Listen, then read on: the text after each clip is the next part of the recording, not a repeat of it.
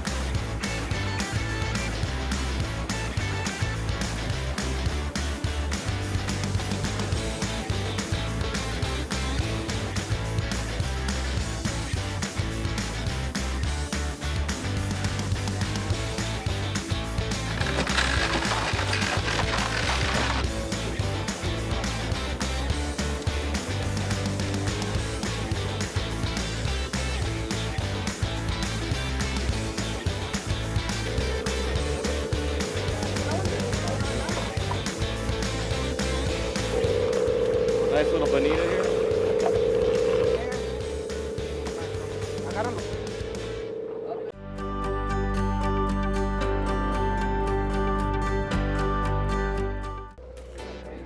Just got bit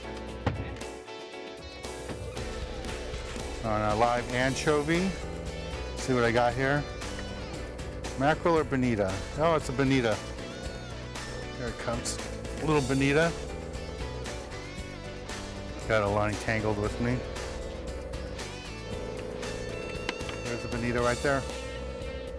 See all those teeth right there? That's why they're predators. They like to chase down those anchovies. These aren't very big. Limit on these are 5. And if they're over 24 inches, you can get another 5, but these are definitely under 24 inches. All right, pretty cool. All right. See if we can get a few more fish. We're gonna keep fishing out here for a little bit longer. We almost have limits for everybody. They're 5 fish limit. Once we get limits on everybody, we're gonna work our way around, get closer to the beach, and fish right along the Kelp so we can get us some calico bass, maybe sheephead. You never know what to expect. All right.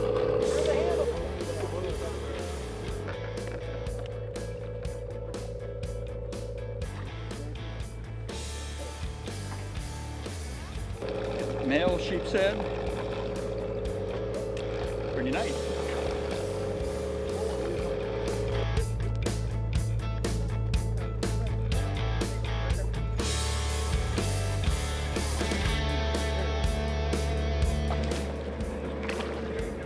Whoa! Double mackerel. Look at that. Man, good thing I didn't have 3 hooks. There you got a fish going here. It's pretty wide open on these bonita. The limit's 5 per person. So it's not gonna take us long to get a limit of these. And what's happening right now, we have really small live bait. So I'm using a very small thin wire hook. That's what I have here. And I got a circle hook on here. So that way, in case there's some barracuda mixed in, I don't have to worry about cutting my line. But this is a bonita. This is the bottom end of the tuna family. So really we could say we're tuna fishing right now because this is a member of the tuna family. All right, let's take a little break from the action here aboard the Gale Force, go to the tackle box and give you a look at the gear we're using for today's trip.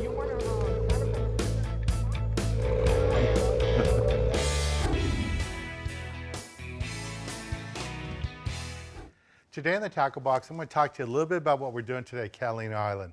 We're using live baits and we're targeting some of these surface fish like bonito, calico bass, looking for a barracuda, hopefully we'll find one. But because we're using small baits and we're going after these fish with really sharp teeth like the bonito and the barracuda, I think it's really important that you use a circle hook. Now today I'm using a really thin wire circle hook because we're using really small baits. And this is the difference between a large circle hook and a thin wire. If you use the big circle hook on a little bait, you're just going to drown it. It's not going to look natural and you won't catch any fish. With this thin wire hook, even though it looks really small, it works out really good with the smaller baits. It's going to swim more natural, look attractive to those game fish that are going to come up and eat it.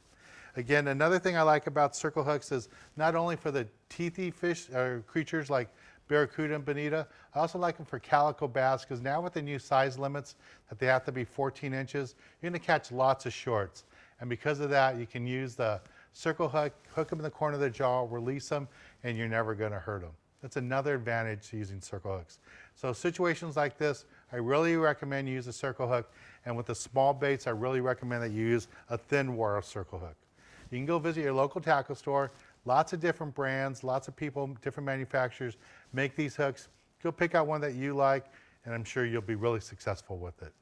Well, let's get back on the water and show you more exciting action right here on Sport Fishing. Oh, look, mini one. Here you go. Nice little bonito. Another one?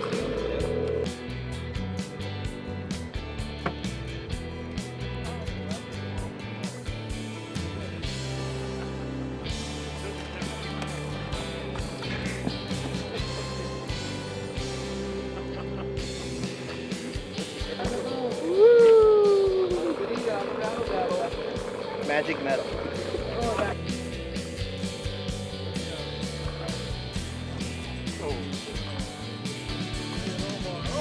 Omar! Of the dead calico hanging on the dead juvenile calico. You know why they call it a tree fish, don't you? They smell like trees. Yeah. Stay tuned, we'll be right back. Good job.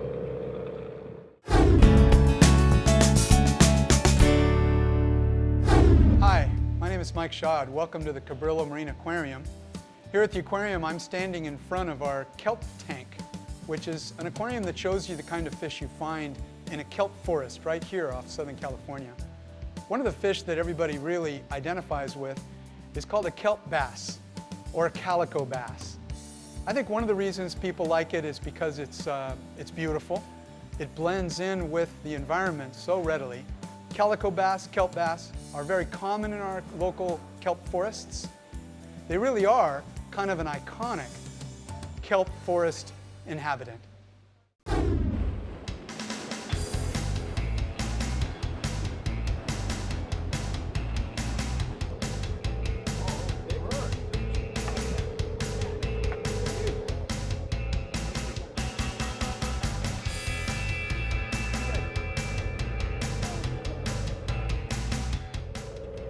So Skipper just made a move. We're fishing over at the east end by the quarry.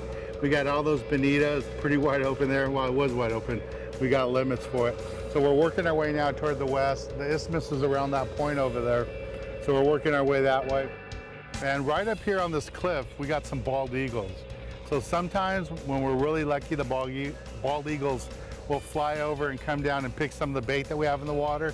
So we're hoping that's going to happen. We're going to stay here for a few minutes and see if they fly over us. But it's one of the little treats you get from coming to Catalina is you get those bald eagles from time to time. There's several bald eagles on the front side of the island here. There's even more on the back side, but we can see 2 bald eagles right here.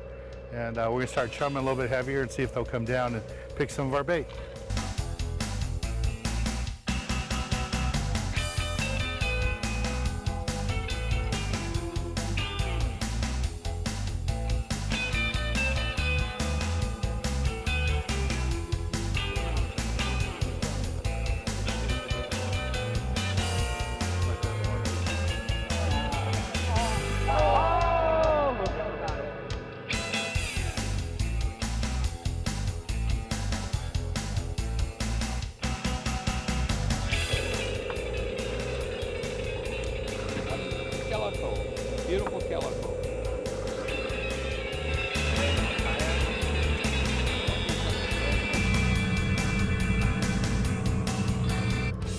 Jason just got this fish on a magic metal jig, salmon grouper, and I got something come up here too.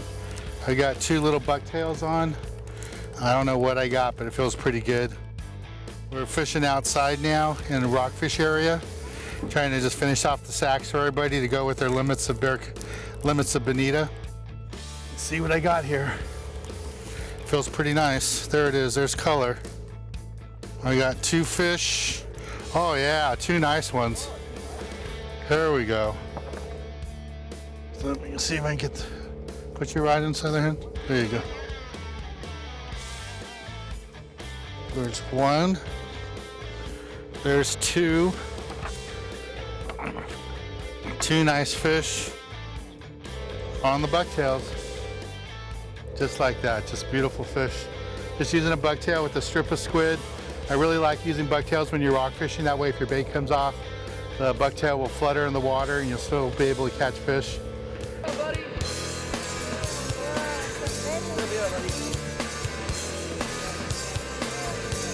job, buddy.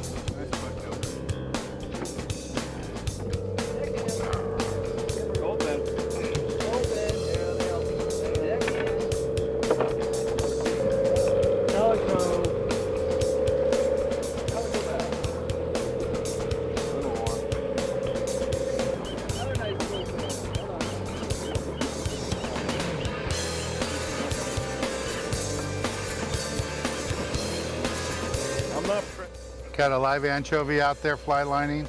Just got picked up. Let's see what I got here. Looks like a calico bass. So we got really small bait today, so I'm using a really small thin wire hook. And this is a circle hook right here. Little small wire hook. Little small fish, way too short. Go ahead and release them. Well, let's take a little break from the action here at Catalina and go to the galley and show you how to cook up one of the delicious fish we're catching today here aboard the Gale Force.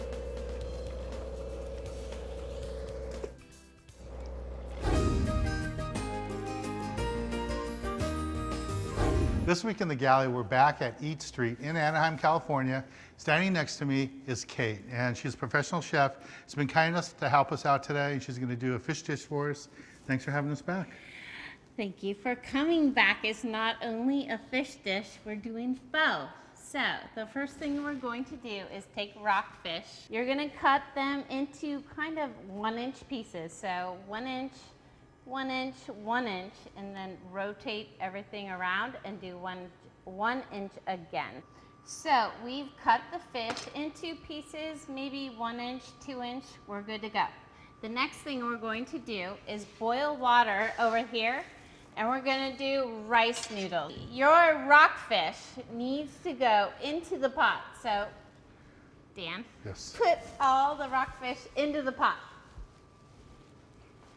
That's your job. Okay. While you're doing that, I'm gonna put the noodles into the pot as well.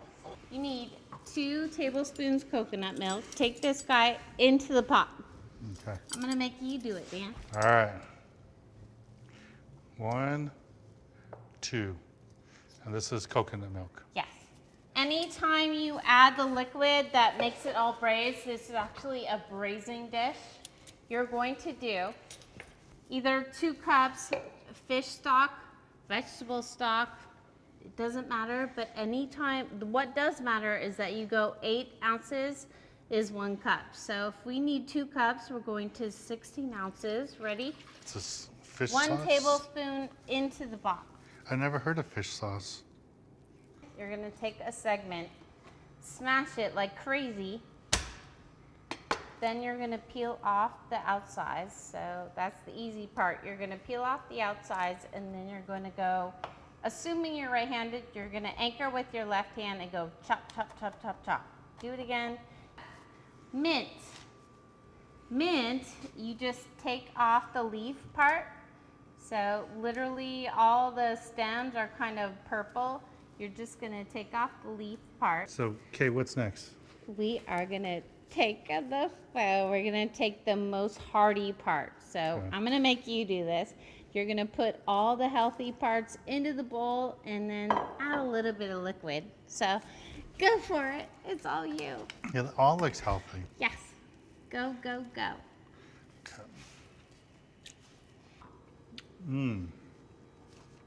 That is so good. And it's not just a dish. I mean, it's a whole soup dish too and everything. I call it foo, but yeah, it's very easy peasy. Put everything into the pot, add your fish, you're good to go.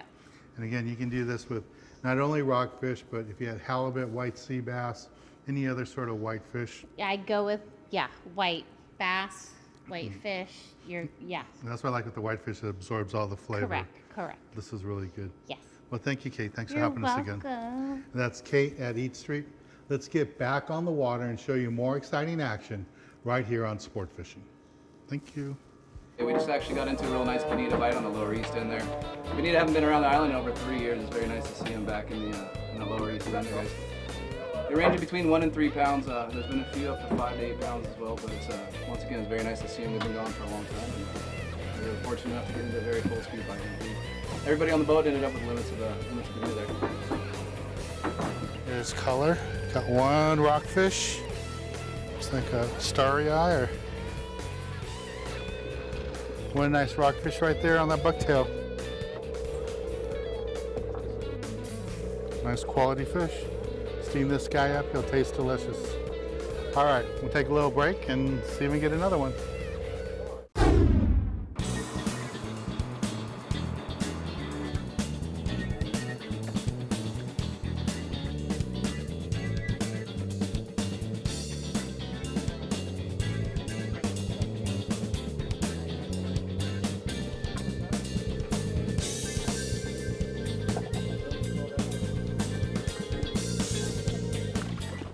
Larger bonito.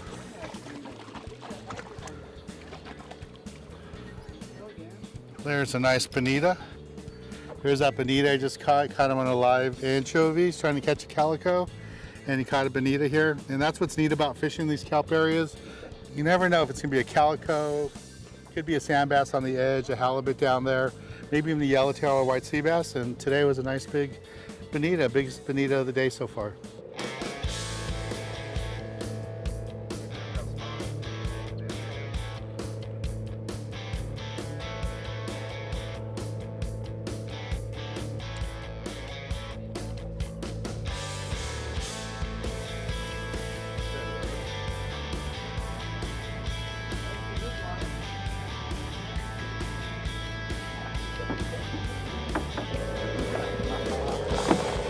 What number are you? 15. Good job, brother. Hey guys, we got Destin here. Got a very nice salmon grouper. He just pulled off the bottom. We're fishing about 32 fathoms just outside of Little Gibraltar here. It's your first salmon grouper? Yeah, absolutely. Right on. He did a very good job. Put his rod on rails, steady wound it all the way to the boat. Follow directions. You got a nice killer little salmon grouper. Good job, brother. Thanks a lot. There's a little calico bass. And the skipper just made a move. He's got, here to see that. This is a Garibaldi. This is a state fish. You can't keep this fish. But very rarely do you see a state fish caught ever by hook. And there's one right there. Okay, we're gonna go ahead and release that guy. Here's a little calico that I caught. This guy's a giant. Monster-sized calico.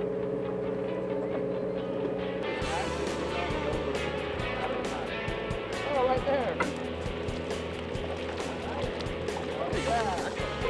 Saba! See what kind of fish this is. Looks like a calico. There we go. So it's not a big calico. And not every trip you're gonna get monster fish. See that little anchovy I was using? But it's good to always practice a technique and get used to fishing correctly, and that's all we're doing. This, you know, today I'm getting the smaller calicos. Next trip it might be 6-pounders or 8-pounders, but it's all the same technique. It's just a different size hook, maybe heavier line next time, maybe bigger bait. Time of year, right now it's fall, and the water's starting to get a little bit colder, but we're still getting them on live bait. All right, let's take a little break from the action here at Catalina Island aboard the Gale Force, and when we return, I'll be giving you this week's tip of the week. Dave's already gone.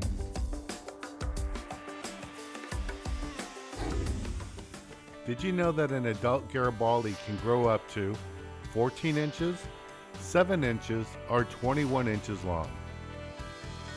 That's right, the correct answer is 14 inches.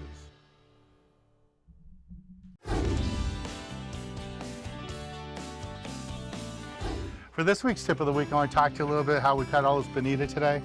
And the big tip was to use a small hook, thin wire hook, and light line. We had lots of bonita in the water, but we only had really small pinhead baits. So you couldn't use a heavy hook, you couldn't use heavy line.